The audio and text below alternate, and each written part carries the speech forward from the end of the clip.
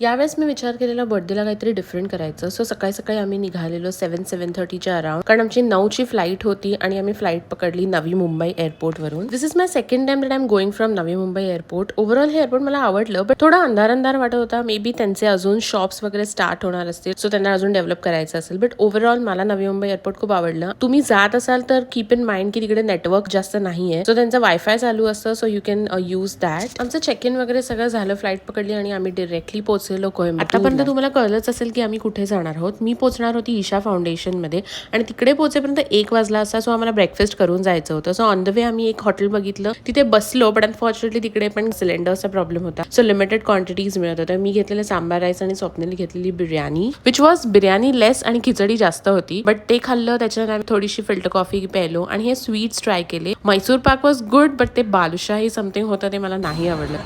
असं हे काय, त्याचं काय बादुशा यू सॉफ्ट आहे, मला वाटलं कडक असं आहे.